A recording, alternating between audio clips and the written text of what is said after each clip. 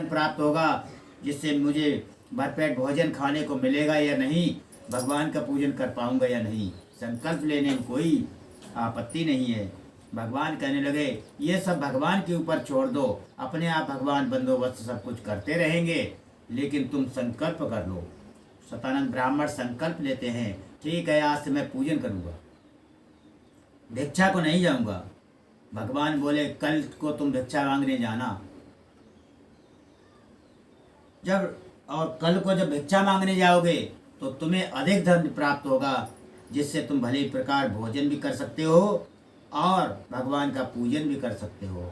सतानंद ब्राह्मण भिक्षा को निकलते हैं दूसरे दिन को, तो भगवान की कृपा से सतानंद ब्राह्मण की बुद्धि पलट जाती है और भगवान का भजन कीर्तन गाते हुए भिक्षा मांग रहे हैं। राम नाम के हीरे मोती मैं बिखराऊं गले गले, राम नाम के हीरे मोती मैं बिखराऊं गले गले। ले लो रे कोई राम का प्यारा, ले लो रे कोई राम का प्यारा, शोर मचाऊं गली गली। बोलो राम बोलो राम बोलो राम राम राम। माया के दीवाने सुन लो, एक दिन ऐसा आएगा, धन दौलत अरमान लिख जाना पड़ा ही रह जाएगा। सुंदर काया मिट्टी होगी, सुंदर काया मिट्टी होगी, अंत में होगी चला चली। ले लो रे कोई राम का प्यारा, शोर मचाऊं गली गली। बोलो राम बोलो राम बोलो राम राम राम। इस तरह से सतानंद ब्राह्मण भिक्षा को जा रहे हैं, तो वहाँ के मनुष्यों ने जब सतानंद ब्राह्मण को भजन गाते हुए देखा भिक्षा मांगते हुए, तो कहने लगे कि सतानंद आज तुम भीख कैसे मांग रहे हो, तुम तो भजन गा रहे हो, तुम्हारी आवाज़ बड़ी प्यारी लग रही है, ऐसा करो दो चार भजन मुझे बैठ करके सुना दो। सतानंद ब्राह्मण को आसन बिछा देते हैं और कहते कि ऐसा करो आसन ग्रहण करो। सतानंद ब्राह्मण उस आसन पर बैठ जाते हैं, कहने लगे ऐसा करो अब आप एक पिंडोल की डेली ले आओ, थोड़े पुष्प ले आओ और एक चिराग ले आओ, धूप बत्ती ले आओ। ये सामग्री आ जाती है। पिंडोल की डेली को उन्होंने सिंहासन पर विराजमान कर दिया, पुष्पों से सजा दिया, चिराग जलाया, धूप बत्ती जलाई, भगवान का गुणगान प्रारंभ करते हैं। तो भगवान की कृपा से सतानंद ब्राह्मण पूरे मोहल्ला में गूंज रही थी। वहाँ के मनुष्य दौड़ दौड़ करके सतानंद ब्राह्मण के दर्शन के लिए आ रहे हैं। तो किसी के हाथ में पुष्प है, भगवान को पुष्प चढ़ा रहा है, किसी के हाथ में दक्षिणा है, भगवान को दक्षिणा चढ़ा रहा है, और कोई फल और मिष्ठान भगवान को चढ़ा रहा है, कोई आटा चावल, कोई देसी घी, कोई वस्त्र दान कर रहा है। इस तरह से जब कई प्रकार की सामग्रियां इकट्ठी होती हैं तो सतानंद बड़े प्रसन्न हुए और फिर उन्हें भिक्षा मांगने की जरूरत नहीं पड़ती है। सतानंद ब्राह्मण ने सारे भक्तों में प्रसाद वितरण किया, स्वयं प्रसाद खाया, अपने घर गए और अपने बैठ करके भाई बंधुओं को बुला करके श्री सत्यनारायण भगवान का विधि विधान सहित पूजन करवाया। क्योंकि जब इतना बड़ा काम हो गया, देसी घी, आटा, चावल, वस्त्र, फल सब कुछ मिल गया, दक्षिणा भी आ गई, देसी सब कुछ आ गया, तो फिर कमी किस बात की रहेगी। आदि सामग्री वहीं इकट्ठी हो गई, बाकी पैसा भी हो गया।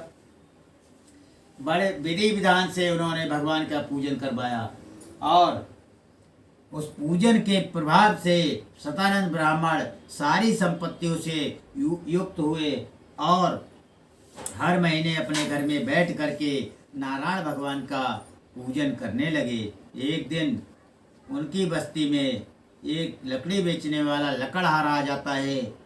उसके पास बहुत बड़ा गट्ठा था लकड़ी का, सिर पे रखे है। जोर से प्यास लग रही थी।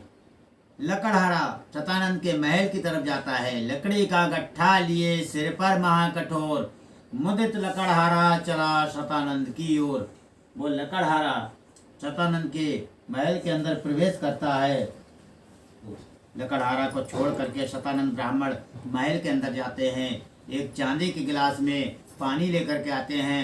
लकड़हारा जल को पी रहा है और सोच रहा है ये सब कैसे हो गया।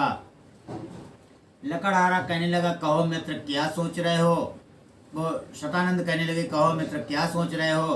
तो लकड़हारा बोला कि मैं सोच रहा हूँ, कभी मैं तुम्हारे यहाँ आता था तो छोटी सी झोपड़ी में आकर के बैठते थे, आज इतना बड़ा ये महल कहाँ से आ गया। कभी मैं तुम्हारे यहाँ आता था तो मुझे मिट्टी के बर्तन में जल पिलाते थे, आज चांदी के गिलास में जल पिला रहे हो। ये सब कहाँ से ले आए हो, ये सब कैसे क्या हो गया। लकड़हारा से कहने लगे शतानंद ब्राह्मण कि ये सब भगवान की कृपा है, अभी मैं जिनका पूजन कर रहा था। लकड़हारा बोला, मुझे भी इसका विधान बतलाओ, मैं भी इस कार्य को करना चाहता हूँ और मैं इसी समय संकल्प लेता हूँ कि मेरी ये लकड़ी ग्राम में बिकेगी तो मैं उस धन से भगवान का पूजन अवश्य ही करवाऊंगा।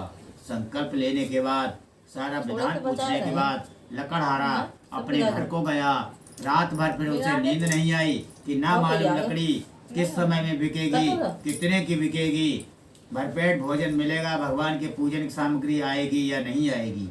ऐसा विचार करते हुए लकड़हारा को फिर रात भर नींद नहीं आई।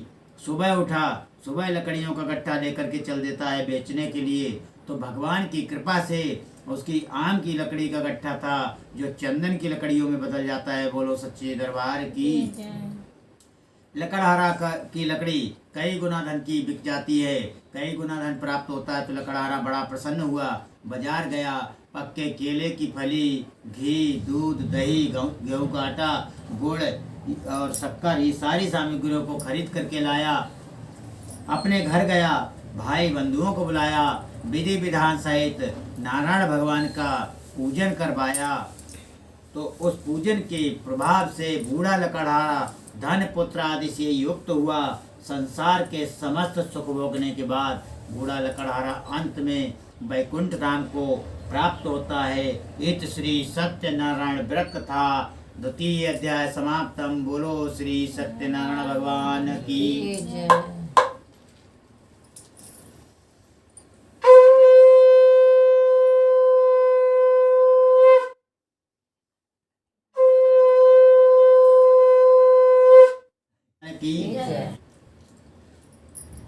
एक समय की बात है, उल्कामुख राजा अपनी धर्म पत्नी के साथ बैठ करके समुद्र के किनारे भगवान का पूजन कर रहे थे। उसी समय वहां पर साधु वैश्य आ जाता है। साधु वैश्य के पास व्यापार के लिए बहुत सा धन था। नाव को किनारे पर ठहरा करके वो सागर तट की तरफ जाता है। देखा उल्कामुख राजा अपनी धर्मपत्नी के साथ में, भाई बंधुओं के साथ में भगवान का पूजन कर रहे हैं। हाथ जोड़े प्रणाम किया और कहने लगे कि हे राजन, भक्ति युक्त चित्त से ये आप क्या कर रहे हैं और हमारी सुनने की इच्छा है, सो आप कृपा करके मुझसे कहो।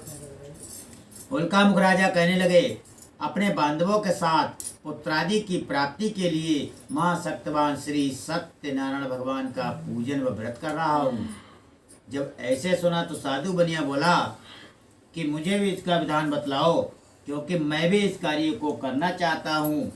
मेरे कोई संतान नहीं है, यदि मेरे घर में संतान आएगी तब मैं उस संतान के नामकरण पे ही भगवान का पूजन करवाएंगे। ऐसे करके संकल्प लेता है। सारा विधान उल्कामुख राजा ने साधु वैश्य को बतलाया। साधु वैश्य अपने घर को गया। संतान, हमारे घर में संतान आएगी तब उस संतान के नामकरण पे ही भगवान का पूजन करवाएंगे। भगवान की कृपा से एक दिन लीलावती गर्भवती हो जाती है। 10वें महीने में उसने एक सुंदर कन्या को जन्म दिया। वो कन्या दिन दिन ऐसे बढ़ रही है जैसे कि शुक्ल पक्ष का चंद्रमा बढ़ता है।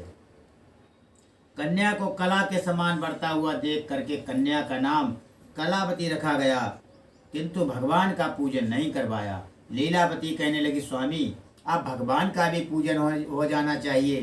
तो साधु वैश्य कहने लगा कि इस समय पूजन करना उचित नहीं है, इस समय बेटी के नामकरण में बहुत सा धन खर्च हो चुका है। हम चाहते हैं कि बेटी के विवाह के समय पर भगवान का पूजन विधि विधान सहित करवाएंगे। तब तक